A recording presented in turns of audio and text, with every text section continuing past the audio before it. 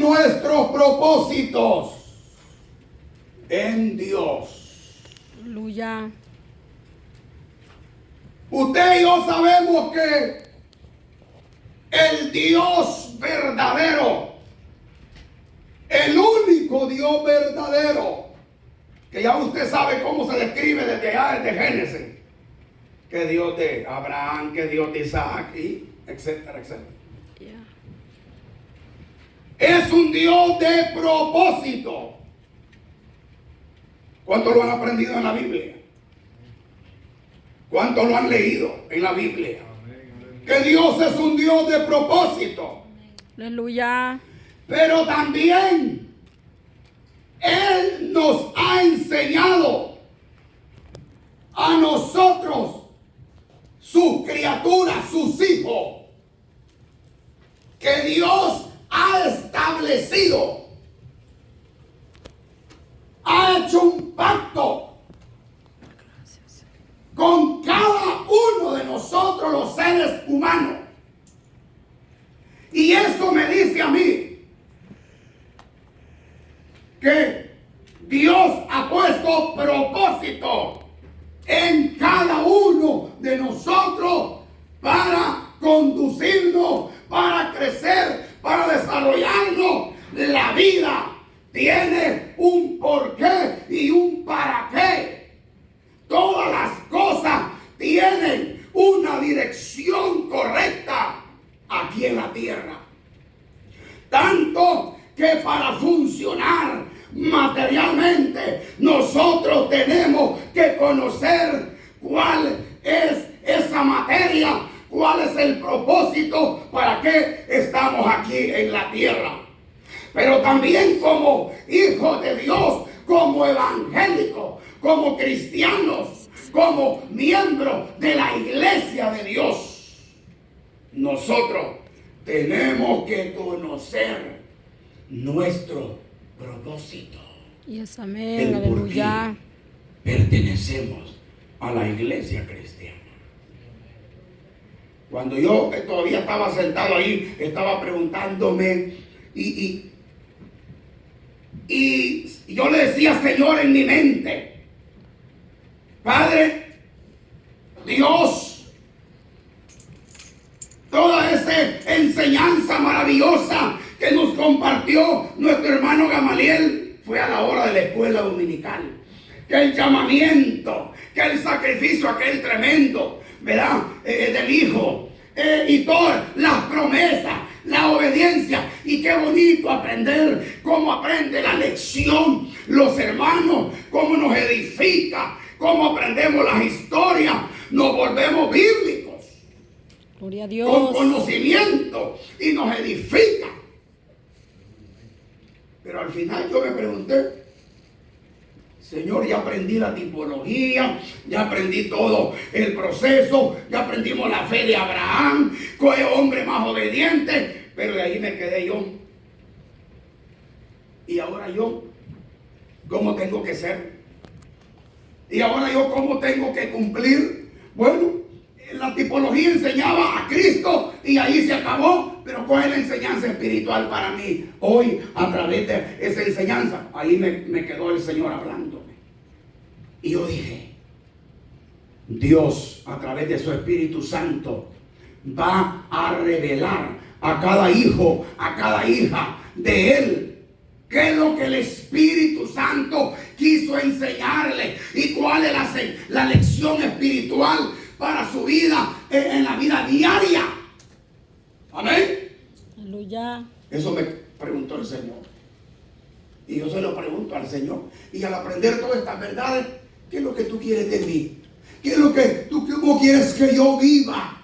Entonces, hermano, Dios tiene propósito. Dios tiene propósito en su vida. Y usted y yo tenemos que, hermano, movernos en esos propósitos, pero movernos en Dios, no fuera de la voluntad de Dios, no apartado de la voluntad de Dios, sino en Dios. ¿Y en Dios qué significa? Bajo la dirección de la palabra, bajo la dirección del consejo bíblico. bíblico. Mis planes, mis proyectos, mis actividades, todo lo que está en torno y dentro de mí aquí en la tierra. Yo tengo que moverme, yo tengo que trabajar en mis propósitos, pero en Dios. Aleluya. Y perseverar, como dice su palabra, en ello. ¿Para qué? Para alcanzar la meta. ¿Cuántos no se han rendido todavía? ¿Cuántos valientes todavía están? El hecho de que usted esté aquí es valiente. Porque dice la Biblia que los cobardes allá están afuera. Eso dice la Biblia. Los cobardes huyen. Los cobardes, cuando se van a enfrentar en la guerra, ay, pelea tú, pero yo me salgo de este juego. Estoy hablando espiritual. Estoy hablando espiritual. Pero el estar aquí en pie delante del Hijo de Dios, esto significa que Dios nos ha dado fuerza, nos ha dado valentía. Y es porque, amados hermanos, tenemos que seguir confiando en Dios, que el que nos llamó, aleluya, nos ha prometido ayudarnos y vencer la carrera que hemos comenzado. Gloria a Dios. En el camino de Él. Aleluya, mi alma te alaba. Hablaba con hermano Juan. Compartíamos cuántos años Dios ha venido tratando con hermano Juan Palma. Cómo Dios ha cuidado, ha sostenido a este hombre, a mi hermano. Cómo veo el poder de Dios cuidando a este varón. Y así a cada uno de ustedes, amados hermanos. No es por nosotros. Porque cuando usted y yo nos agarramos del bendito, del poderoso, aleluya, del Dios poderoso que nunca perdió una batalla, del Dios fuerte, aleluya, hermano, por muy difícil y por mucho desánimo que llegue a su vida y problemas y cuantas cosas, nada lo puede apartar del amor que es en Cristo Jesús.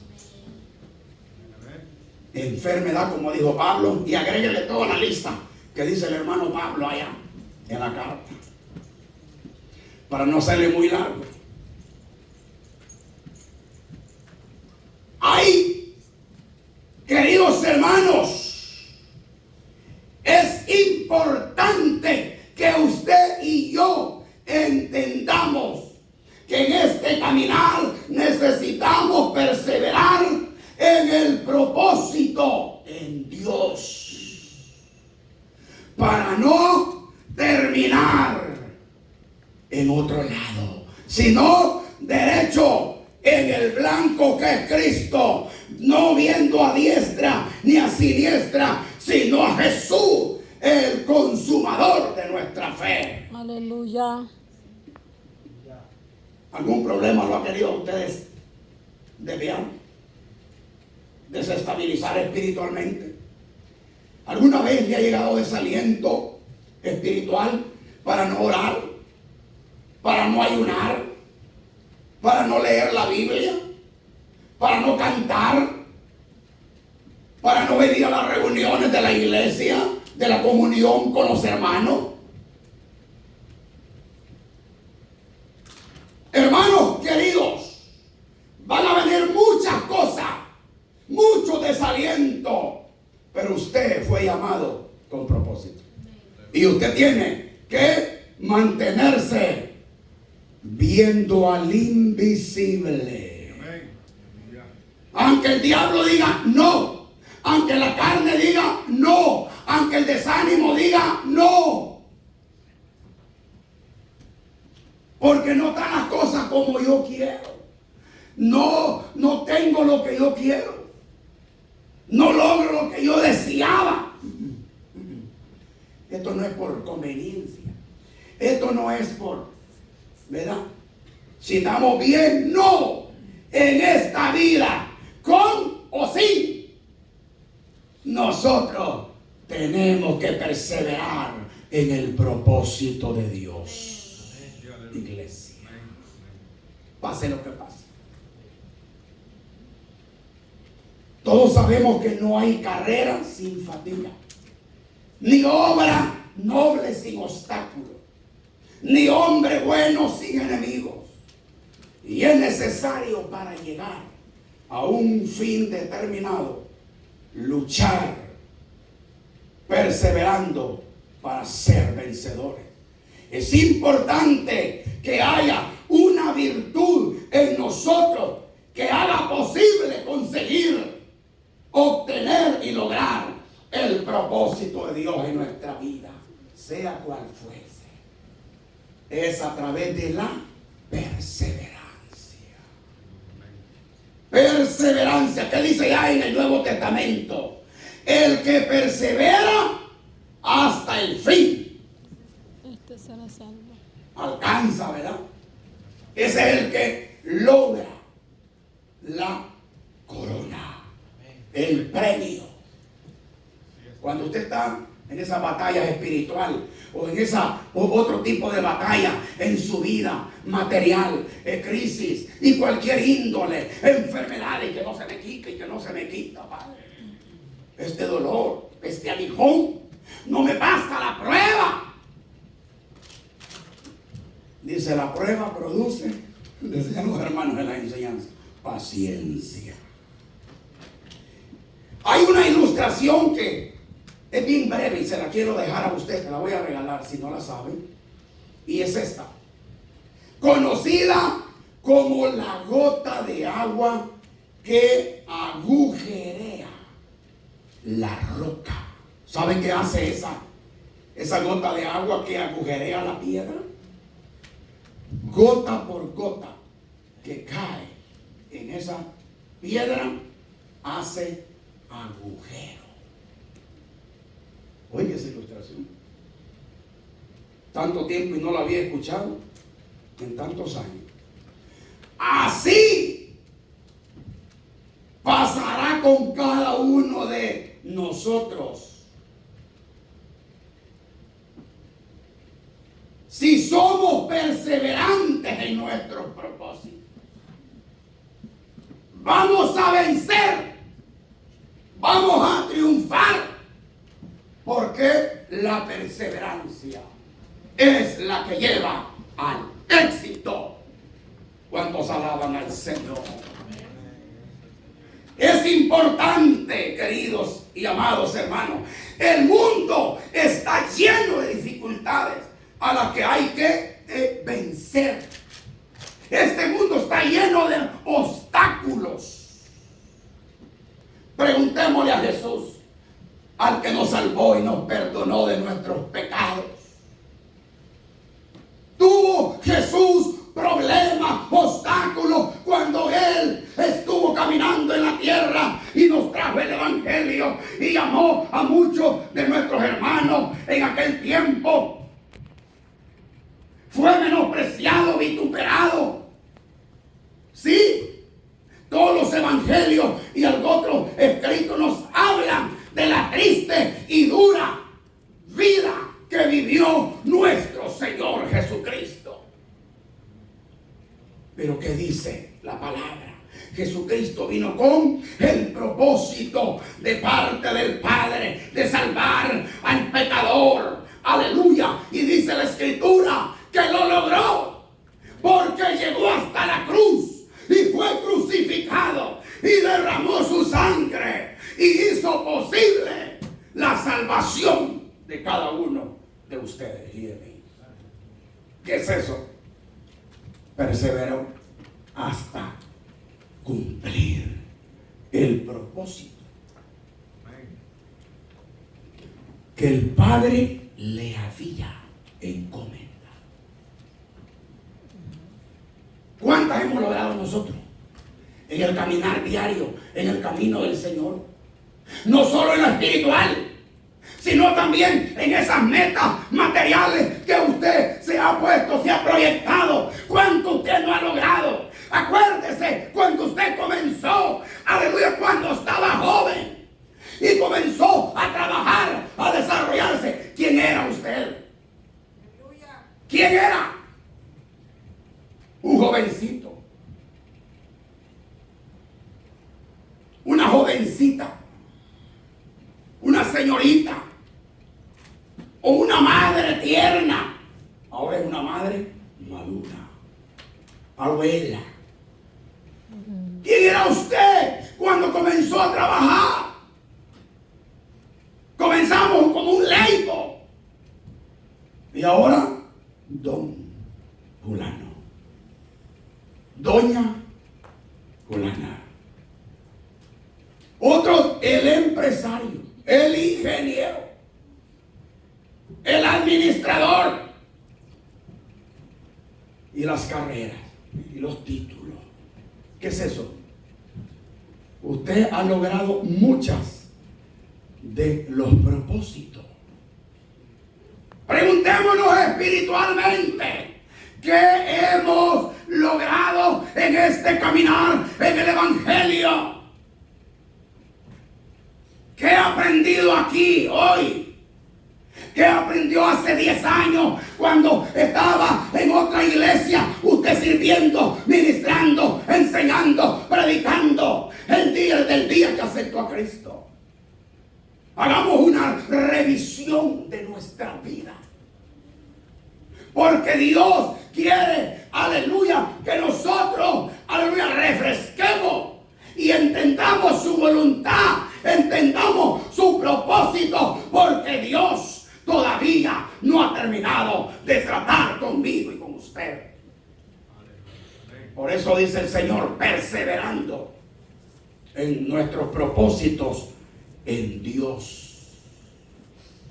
Todo lo que hay en nosotros, todo lo que se mueve en nosotros, tiene que estar siendo dirigido y tiene que estar siendo canalizado en Dios, para que el Dios de la gloria cumpla en cada uno de nosotros. Iglesia,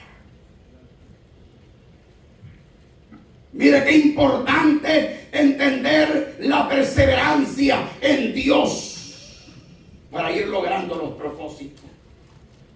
Jesús tuvo dificultades, ya lo dijo la palabra, aleluya. Sus hermanos allá, los judíos, se opusieron porque él les decía, yo soy el Mesías.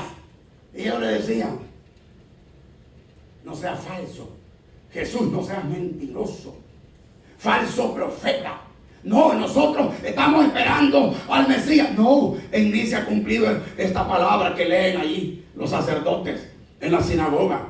Les decía Jesús cuando él venía y se iba a sentar con los grandes de la sinagoga y leía las escrituras del Antiguo Testamento, la Torah, el Pentateuco, los profetas, los escritos. Y él dijo, hoy se ha cumplido esa escritura en mí.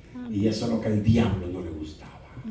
Cuando, hermano, Dios obra en ti y en mí, al diablo no le gusta. Cuando tú estás en victoria espiritualmente, al diablo no le gusta. Cuando tú estás agradando a Dios con su alabanza, con su adoración, con la oración, y tú vives correctamente espiritual y con tu prójimo, desde tu trabajo, desde tu casa, con tu familia y con los hermanos de la iglesia, eso no le gusta al diablo. Escuchen esto. Pero nosotros tenemos que perseverar en Dios, en nuestros propósitos, iglesia. Aleluya. En el Antiguo Testamento solo voy a hablar de un ejemplo. No voy a hablar más. Un ejemplo voy a hablar. Tenemos un relato poderoso sobre el llamamiento a la reconstrucción del templo de Jerusalén. Ustedes se recuerdan abran y quiero que vayan a su Biblia en Esdras, capítulo 1. Puede ir conmigo a Esdras, después de Segunda de Crónicas, Antiguo Testamento, porque ahí me voy a detener. Ese es el único relato que yo voy a hablar en esta palabra del Señor. Esdras, después de Segunda de Crónicas, capítulo 1. Abran ese precioso libro. Alabado sea el Señor. Amén. Gloria a Dios. Gloria al Señor. Aleluya. Aquí vemos el llamamiento a la construcción del templo. Dice la Biblia, verso 1, en el primer año de Ciro, rey de Persia, para que se cumpliese la palabra ¿de quién? De Jehová. ¿Por boca de quién? De Jeremías. Despertó Jehová el espíritu de Ciro, rey de Persia, el cual hizo pregonar de palabra y también por escrito. Mire, dos modos hizo pregonar la palabra por todo su reino, diciendo, vamos a ver qué dice el escrito y las palabras. Así ha dicho Ciro, rey de Persia: Jehová, el Dios de los cielos, me ha dado todos los reinos de la tierra y me ha mandado que le edifique casa en Jerusalén, que está en Judá. Detengamos. Mire qué lindo es Dios. Ustedes se recuerdan el problema sobre el templo de Jerusalén. Dice el Señor que Dios destruyó toda esa ciudad a causa del pecado. No vamos a ir lejos. A causa del pecado del pueblo. Y la profecía estaba dada tiempos atrás por el profeta. Varios profetas del Antiguo Testamento habían profetizado la destrucción de Jerusalén y el templo. Y dice el Señor que cuando se cumpliera el tiempo de la destrucción, y para que hubiera esa destrucción tuvo que haber deportación. Así que llegó migración, hermano, pero no eran americanos. Llegó deportación allá. ¿Y quién fue ese? Ese blanco. No eran blancos. Los babilónicos, dice la Biblia. Entonces estaba aquel hombre grandotote de aquella estatua que usted ya ha leído ahí en Daniel, que dice que la cabeza aquí, que el pecho, que las manos, por ahí le vamos.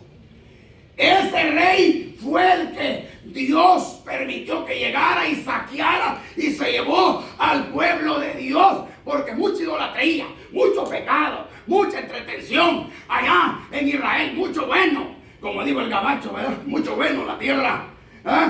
Pero se engrandecieron y se apartaron, dejaron de adorar a Dios, dejaron de cantar, dejaron de predicar, dejaron de ser solo adorar a Dios y comenzaron a adorar todos los muñequitos que estaban ahí alrededor. Y comenzaron a mezclarse con los pueblos paganos, aleluya, de alrededor. Uy, santo. Pero bueno, la historia es rápido y dice que ellos fueron, y la profecía decía, cuando se cumplan los 70 años, entonces, dice la profecía, yo lo voy a volver a su tierra, y he aquí como Dios llevó a cabo su propósito. Segunda de Crónicas 36, del 22 al 23. Ahí a la par de Esdras está. Yo preocupado por buscar este libro y solo volteé a ver con los ojos al otro lado de la página y ahí está el texto. Me salió fácil. Ahí está Segunda de Crónicas 36, del 22 al 23. Ahí está la parte de Esdras. Y mire cómo dice: mas el primer año de Ciro, rey de los persas, para que se cumpliese la palabra de Jehová por boca de Jeremías, Jehová despertó el espíritu de Ciro, rey de los persas. Estoy en el último capítulo de Segunda de Crónicas a la tarde. Despertó el espíritu de Ciro, rey de los persas, el cual hizo pregonar la palabra y también por escrito, mire, por todo su reino, diciendo: así dice Ciro, rey de los persas, Jehová, el Dios de los cielos, me ha dado todos los reinos de la tierra, y el que me ha mandado que le edifique casa en... Así decía la profecía, hermano. Y habían escondido el libro donde estaba esta profecía, le llamaban el libro de las memorias, que está en otros libros. Pero encontraron ese libro, las memorias, y cuando lo abrieron dijeron: oh Dios mío, si aquí hay redención para Judá, aquí hay misericordia para Judá, aquí está la profecía que el templo de Dios se va a construir otra vez allá en Jerusalén, y ahí va a haber adoración, ahí se va a manifestar Dios, ahí se va a derramar el Señor, ahí Dios va a restaurar a su pueblo, porque ese es el propósito de Dios, bendecir su pueblo.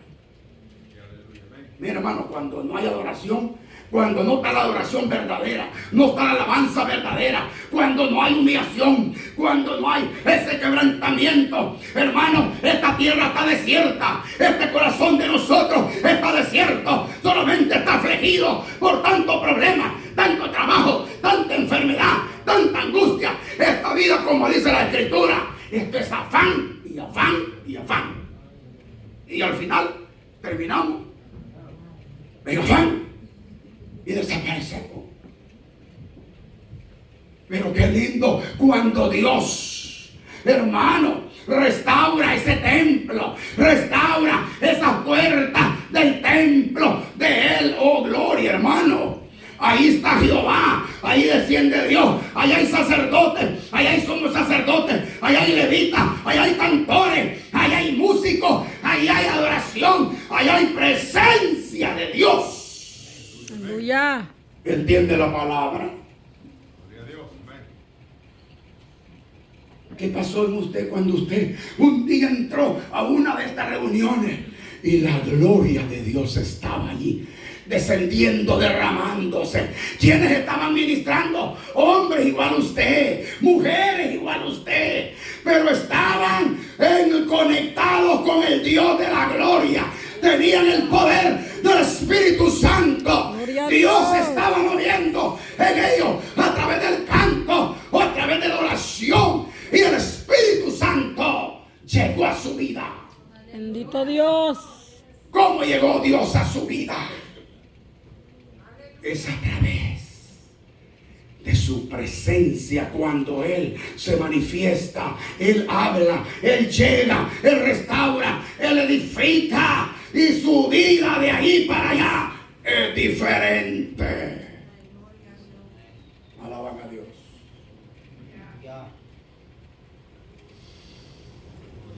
Perseverando en nuestros propósitos en Dios.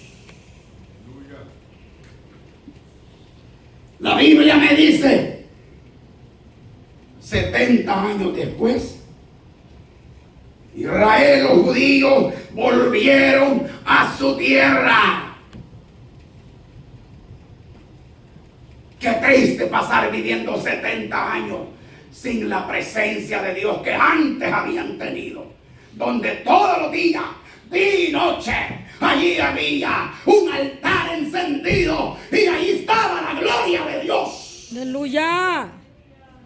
Mira, hermano, cuando eso se va apagando en nosotros, hermano, parece que los años se nos están terminando. Parece que el propósito que nosotros emprendimos al inicio, cuando comenzamos el Evangelio, se nos está cambiando. Y de repente, quizás usted va a escuchar a algún hermano: ya no tengo deseo de seguir en el Evangelio. Ya no voy a comenzar despacito, para que no se eche de ver mucho. Ahí me alejan. De banca en banca, de banca en banca, de banca en banca. Menos reuniones. Así dice el Señor. No, el Señor no, el diablo. Y poquito a poquito, voy a dejar de ir orando menos. Voy a trabajar más. Voy a aprovechar, porque la temporada está buena. El frío no nos deja. Hermanos queridos, Satanás es sagaz. Lo tremendo. No quería que se restaurara el templo. Porque el diablo sabe que cuando, hermano, el templo de Dios está, el juego de Jehová, las cosas son mejores. Cuando su vida, usted está bendecido materialmente, usted está prosperado, pero su vida espiritual usted no ha bajado, usted se mantiene y no está neutro, usted crece, usted camina, usted puede desanimarse, se levanta, se fortalece. Oh no, eso no le gusta a Satanás. La iglesia de Dios de Heidelberg no estuviera como está si no hubieran hombres y mujeres que dicen: Señor, cansado, pero voy a trabajar. Voy a servirte a ti primero. Lo voy a hacer para ti. Y aunque me cueste, voy a servir a mis hermanos. Voy a trabajar en lo que me pongan los hermanos. Pero voy a servir. Porque a eso me llamaste. Aleluya. La obra no caminaba si no fueran ustedes. Este culto no se hiciera si no hubiera ni uno. ¿Qué va a hacer el pastor aquí? Yo le bendiga, hermana Banca, no puedo. Allá en Salvador una vez me dijo un hermano, le llamo porque mañana no voy a estar en culto. Está bien, hermano. Pero voy a estar en espíritu, me dijo. Y hermano, y me salieron 9 con el mismo mensaje, en espíritu. Se me llenó la iglesia de espíritus. Así, se lo digo. Está bien que de arriba. 9 espíritus tenía ahí conmigo. Los demás ahí estaban presentes. La risa es verdad. Entonces, la presencia suya, el servicio suyo, la comunión suya, el obedecer a Dios antes que a los hombres, el cumplir el propósito de Dios en su vida, el perseverar aunque cueste en Dios, eso trae el éxito de la iglesia del Señor en la tierra. Aleluya. Y mira lo que pasó. Este hombre no era evangélico. Este rey Ciro, él no era evangélico. A mí me dice la historia que este era un hombre, hermanos queridos, que él solo le interesaba adorar a lo que la gente le adoraba, donde él llegaba y conquistaba, porque este rey se hizo grande. Dios le permitió después de Nabucodonosor y otros reyes, le dio todo el poder. La Biblia a mí me dice que era el rey, el más poderoso de la tierra en ese tiempo, y su imperio abarcaba la provincia de Persia, Asia Menor, Babilonia, Judea, Samaria, Asiria, etc. Casi se metía a América también, este ingrato. Qué bárbaro. Porque no estaba descubierto. Mire, hermano, un buen precedente en los planes de Dios.